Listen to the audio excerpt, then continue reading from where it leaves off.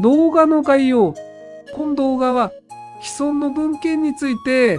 一定のテーマのもとに基礎的な内容を自己整理し、今後の展望や課題などを推測していく動画になります。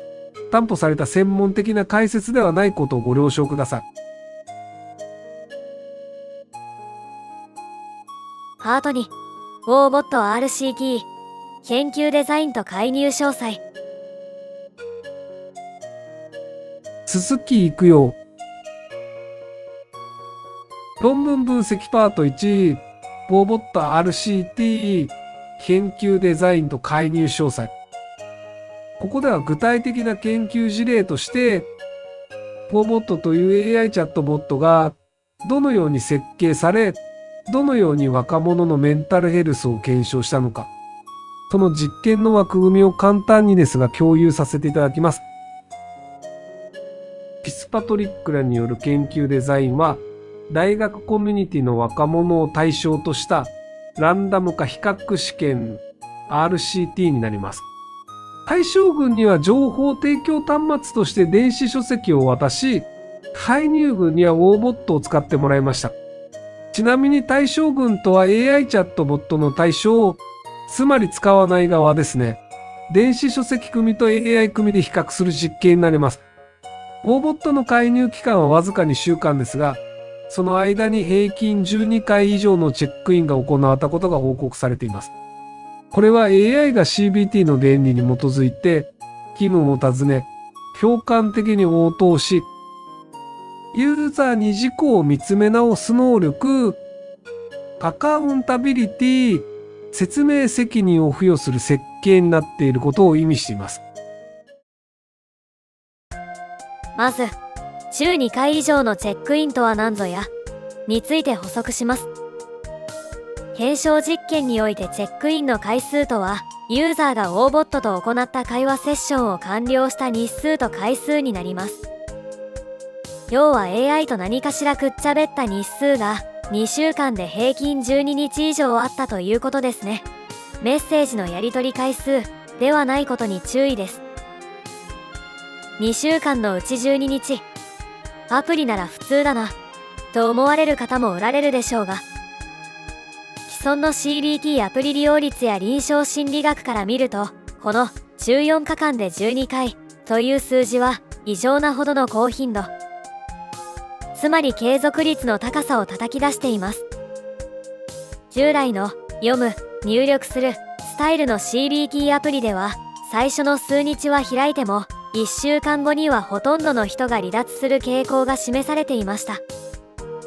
しかし WoBot は、会話というインターフェースと、今日の塩梅はどうよというような向こうからの声かけ、いわゆるプッシュ型の関与を用いることで、利用者に毎日少しずつ認知再構成の練習をするマイクロラーニングという行動を定着させることに成功しました。余談ですが、このマイクロラーニング、認知負荷として割り込まない程度の繰り返しは、短時間学習法やルーチン的学習の科学的根拠としても古典的ながら支持されていますね。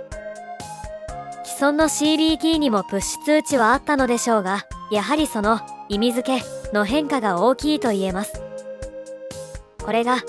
コンテンツよりもプロセス、関与設計が重要という考えの強力な根拠となっています。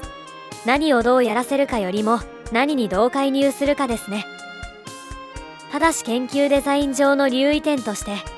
介入量の非対称性が存在します。AI 群は毎日対話し、そのチェックインも計測されていましたが、電子書籍群はどれだけ本が読まれたかの関与量は追跡されていません。本を本当に読んでいるかどうか、定量化が難しいですからね。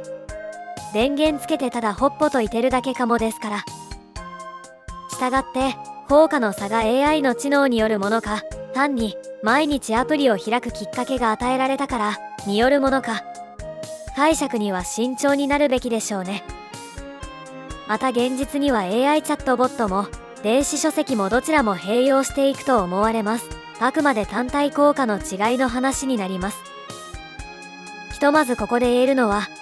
電子書籍の効果はきちんと測れなかったけど、AI チャットボットの継続率すげーなおいってことですね。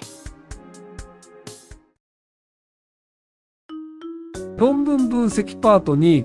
WOBOT RCT 主要アウトカムとユーザー体験。先ほどの補足と一部重複しますが、ここでは WOBOT を使った2週間の実験結果と実際に使ったユーザーが AI のどこに価値を感じたかについて見ていきたいと思います。定量的な結果として、WOBOT 群は抑うつ症状THQ-9 が優位に低下し、周到度の効果量 D イコール 0.44 を示しました。THQ-9 ペーシェントエルスクエスチョネイ級というのは、うつ病の重症度を測るための自己記入式尺度ですね。例えば、物事に対して興味や喜びを感じない、気分が落ち込んでいる、憂鬱だといった9つの項目に対し、頻度を0点、全くないから3点、ほぼ毎日の間で回答してもらいます。27点満点で、高いほど打つ状態が高いという判定指標になります。一方で不安、GAD7 の改善については分間差が明確ではありませんでした。GAD7 Generalized Anxiety Disorder 7は全般性不安障害 GAD など不安症状の重症度を測る尺度となります。例えば神経過敏になっている、不安、またはイライラしている、心配するのを止められない、またはコントロールできないといった7つの項目に回答します。こちらも各3点で21点満点。THQ-9 と同じく、高いほど不安障害が強いと判定がされやすいです。この検証結果で注目すべきは定性的なユーザー体験ですね。ユーザーは CBT の教材そのものよりも毎日気にかけてもらえることや共感的な応答といったプロセスを高く評価していますね。逆に不満点としては自然言語処理の限界によるループや技術的不具合が挙げられていました。前提共有としてうつ病、デプレッションと不安障害、アングザイエッティは併発することが多いですが、診療や心理学的には異なる状態とされています。抑うつは過去へのとらわれ、エネルギーの枯渇、意欲低下が中心であるのに対し、不安は未来の脅威に対する過剰な警戒、緊張状態が中心となります。どちらも過去の経験をもとに構成された予測モデルによるものですが、さらに主体が過去的か未来的かとも考えられますね。今の前提を踏まえつつ、論文で示された抑うつ THQ-9 における効果量 D イコール 0.44 の意味を捉えていきましょう。まず、優位に低下、スタティスティカリーシグニフィカントってなんだよというところからでしょうか。これは、ウォーボット群と電子書籍群の間に見られた成果の差は、偶然起きた誤差とは考えにくい、つまり統計的に意味や相関のある差である、という判定がされたことを示します。重要なのは優位であるという判定のもとを、優位差ではなく、効果量で判定したことと言えます。まず優位差ですが、これは単純なデータ量だけで差が開きやすいです。そのため、データの中身まで考慮する場合はあまり適していません。優位差があるから優位性あり、だから効果あり、というのは、誤った飛躍になりやすいパターンと言えます。もちろんケースによりますけどね。効果量、公園 SD とは、簡単に言うと、優位差は現実にはどれくらい効果として出るのを示すものになります。検証ごとに設計が必要ですが、より強い結果にしやすいとも言えます。効果量の判定の目安として D イコール 0.2 小、D イコール 0.5 中、D イコール 0.8 大というのが広く使われており、今回の 0.44 はまさに中程度ですね。先の補足でも述べましたが、わずか2週間の、しかも薬物療法や人間のカウンセリングを伴わない完全自動のアプリの介入結果としては、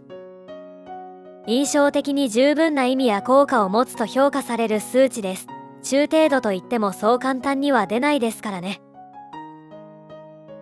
一方でドクターも言った通り、不安 GAD7 については、両軍で不安改善が見られたが、その差は明確ではない。これは時間の思考化による可能性が高いということが示されています。時間の思考化とは、単に2週間という時間が経ったことで、心情的な変化が起きただけじゃね、という考えになります。ここで検証対象となった学生たちを思い出してください。何らかの不安や抑うつ的な自覚症状を持っている人々ですね。参加するタイミングは、参加者の不安がピークに達している時が多いのですよ。なんせ自覚して参加しているわけですから。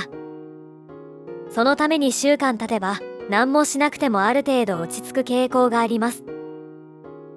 もちろん落ち着かない人もいますが、統計において少数になるほど偏差が大きく、数字上は平均に飲み込まれやすいですね。統計を気軽に個人に当てはめてはいけない分かりやすい例です。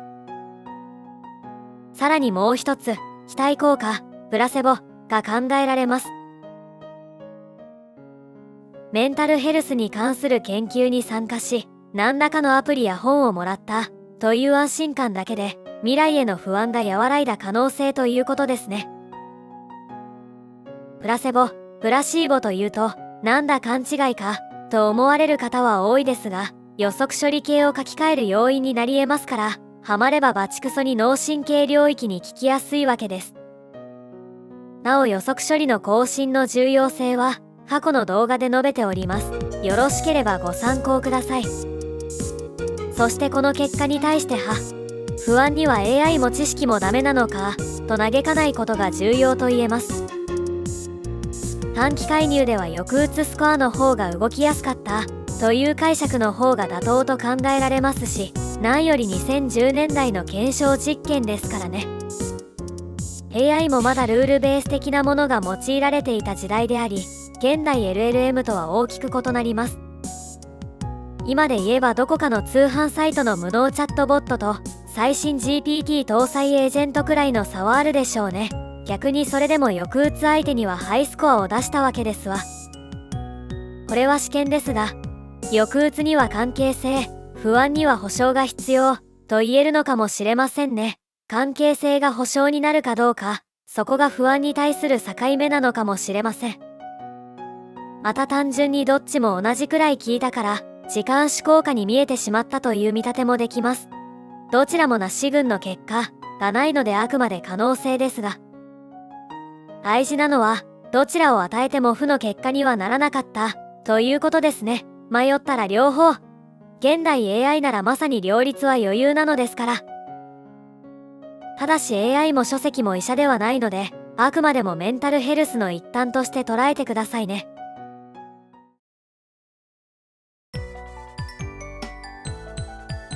メカニズム解釈 CBT コンテンツプラス対話 UI の相乗効果。ここではなぜ AI チャットボットとの対話がメンタルヘルスに効くのか、その背後にある心理学的なメカニズムについて改めて整理してみます。大きな構造としてズバリ CBT コンテンツと対話インターフェースの相乗効果ですね。そしてそれを次の3つの効果が支えていると考えることができます。第1にアカウンタビリティ。例えば毎日調子はどうなどと聞かれることで行動の活性化と気分のモニタリングが誘発されやすい状態となります。第2に社会的存在感。たとえ相手が AI であっても共感的な反応がそこに誰かがいるという擬人化、アンスロポモーフィズムを引き起こし、自己開示を促しやすいと言えます。第3にマイクロラーニング。認知の再構成を促す作業を短い対話の反復で行うことで、技能として習得しやすくなります。これら3つが組み合わさり、治療関係、ワーキングアライアンスに似た兆候を生み出しているのではないでしょうか。ここで一旦、ウォーボットを用いた検証実験について、気になった点を私なりにまとめたいと思います。やはり、なぜ抑うつにはウォーボットが効果的であり、不安では目立った差が出なかったのか、ですよね。そこについて仮説的に考えてみます。抑うつ状態にある人はエネルギーが枯渇傾向にあり、本を開いて読むなどといった行動を起こすこと自体が困難になりやすいというのは推定が良いですね。そのため、出会い側から兵道と話しかけられ、対話のレールに乗せてもらうことを、つまり関与の強制力が行動活性化として強く機能したのではないかと考えられます。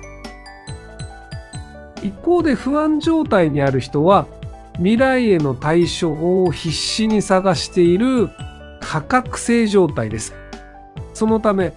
電子書籍でうつや不安に関する知識を読むだけでも、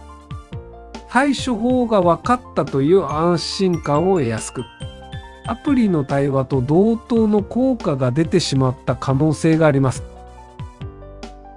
ちなみに MDD など、うつ病と正式に診断された人たちに限って言った場合、医者の指導が当然に優先であるため、結果がまた変わってくると考えるのが妥当でしょうね。